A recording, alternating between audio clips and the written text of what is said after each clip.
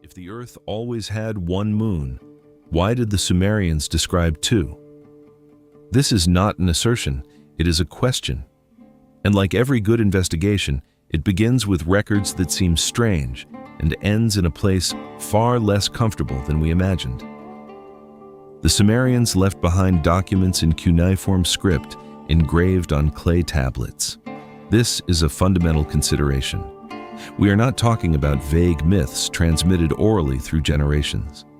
We are talking about administrative, astrological, and astronomical records of a people who invented one of the first permanent writing systems. When they wrote something in clay and fired it in flame, it lasted. And what remained suggests deliberate observation of the sky. In the most ancient Sumerian texts, especially those from the 3rd dynasty of Ur, we find references to Nana or Sin as the deity of the moon. But this is where complexity begins. In mythological descriptions, Nana does not travel alone through the night sky. There are references that scholars interpret in different ways. Some argue that it clearly describes a second celestial entity being described. Others say it is simply the moon in its different phases or positions. But when you look at the specific pattern of these mentions, when you see how other later Mesopotamian civilizations repeat similar patterns, the question ceases to be trivial. The Babylonians, who inherited Sumerian knowledge, maintained astronomical records of extraordinary precision. They not only observed, they calculated. Their astronomers predicted lunar eclipses with accuracy that impressed modern astronomers until the 19th century. Men with this ability would not confuse a second moon with a cloud. They would not confuse a bright star with a satellite. Their astronomical education was systematic, transmitted between generations of priestly scribes. So, the modern silence on this question raises itself a question. Why do we have so much difficulty taking seriously what these observers left recorded? Here, the first rational explanation emerges, and it deserves to be investigated in depth. Perhaps it was not a second moon. Perhaps it was an interpretation of real astronomical phenomena through a mythological lens. Venus, for example, is visible during the day in certain times of the year. It can appear as a bright star, almost like a second luminous body near the moon. The ancients could have witnessed some extraordinary planetary configuration, a rare alignment, and documented it through their mythological language as an event of cosmic importance. This is possible, scientifically credible, and it would explain why we see references without seeing modern evidence. But there is a problem with this explanation that deserves consideration. Venus follows a predictable cyclical pattern. Appearing in the daytime sky is rare, but not random. Babylonian astronomers knew these cycles. They documented them. Their tablets show calculations of when Venus would be visible, in which position of the zodiac, how long the visibility would last. If this was the explanation for the second moon, why are the records of these Venus observations so different from the records of the second celestial entity? Why is the pattern different? Why does the cosmic importance attributed seem distinct? The second explanation that scholars offer is purely mythological.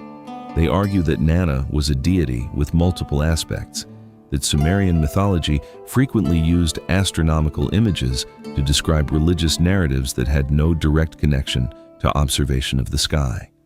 This is also a legitimate hypothesis. Religion was never just applied astronomy. Myths serve purposes that transcend literal description of phenomena. They encode values, narratives of power, explanations about origin.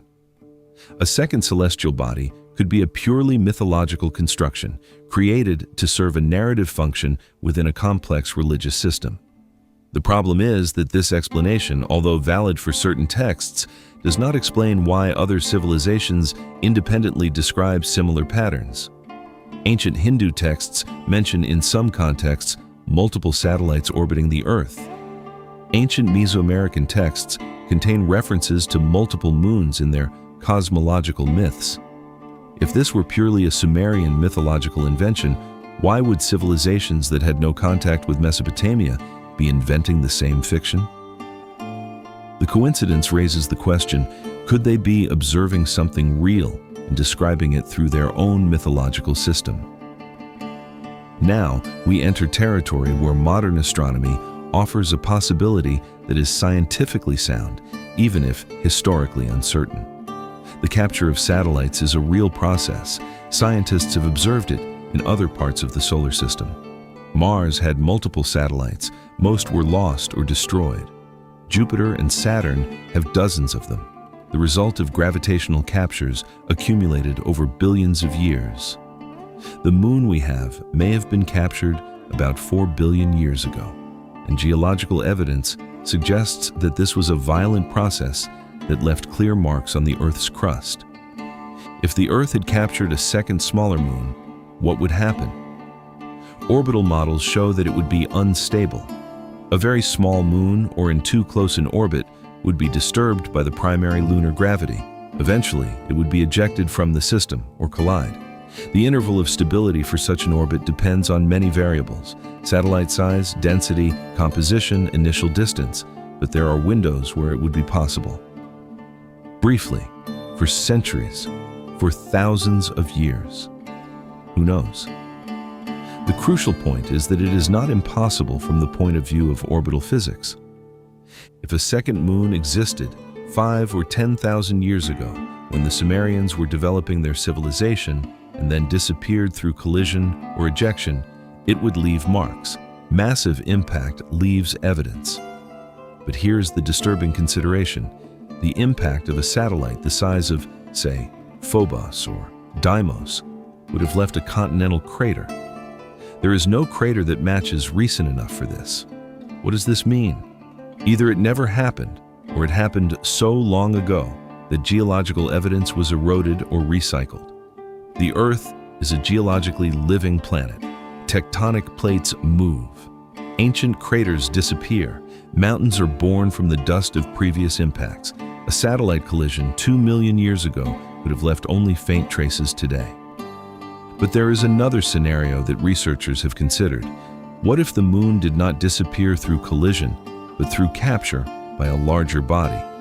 What if there was a gravitational event that pulled it into stable lunar orbit, where it merged or approached extremely closely to the existing moon?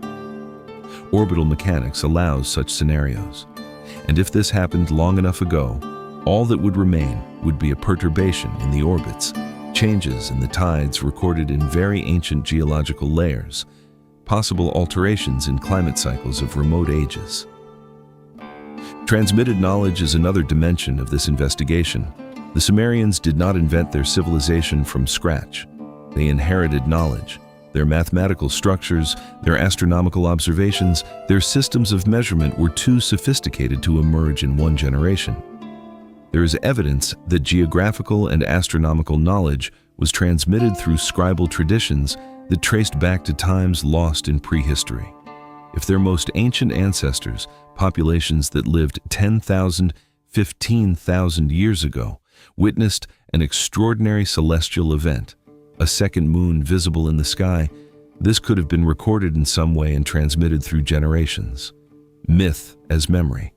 Religious narrative as archive of observed experience. Other scholars propose that perhaps we are looking at this incorrectly. The second moon would not be a reality that disappeared, but inherited astronomical knowledge that described an earlier state of the Earth. Perhaps the Sumerian cosmological tradition included teachings about the history of Earth's lunar orbit, information transmitted by masters who studied the sky and calculated trajectories. If the moon was captured billions of years ago, knowledge of this would not come from direct observation. It would come from retrograde astronomical calculation, ancient astronomers looking at present data and calculating backwards. This is theoretically possible, although it requires a level of advanced mathematical thinking that is difficult to sustain archaeologically. What remains indisputable is that the records are there. The Sumerian texts mention more than one celestial body in contexts where they seem to be describing real bodies, not just mythological ones. Other civilizations do the same. The conventional explanations, although rational, do not completely eliminate the strangeness of the records. Each explanation resolves part of the mystery while leaving another part untouched. Consider the quality of Sumerian astronomical observations that we can verify. They calculated the length of the lunar year with an error of less than 1 hour. They tracked the movements of Venus through patterns that took modern astronomy centuries to fully understand. They understood eclipse cycles and could predict when they would occur. Men with that precision were not inattentive. They were not superficial. So when they describe a second celestial body, it is worth asking, what were they really seeing? What did they believe they were seeing? What did their ancestors teach them was in the sky? Historical investigation places us in an uncomfortable position. We do not have a definitive answer. We have multiple plausible explanations, each explaining part of the data, each leaving gaps. It could have been a real second moon, captured and then lost in times immemorial. It could have been a mythological interpretation of real but different astronomical phenomena. It could have been knowledge transmitted through astronomical traditions whose roots reach times we can no longer access. It could have been pure religious fiction that coincidentally appeared in multiple cultures. What the investigation shows us is that the ancients were not naive in their observation of the sky. They were systematic, they were precise, and they left records that, even if they are difficult to interpret, clearly suggest that they saw something they considered worthy of documenting. If we can fully understand what it was, perhaps we will learn not only about the ancient sky, but about how sophisticated the knowledge of civilizations we consider primitive really was. And perhaps we will learn about the limitations of our own understanding of the past, about how assumptions can blind investigators as effectively as lack of evidence. The second moon of the Sumerians remains a question without a definitive answer, and questions without definitive answers are often the most intriguing.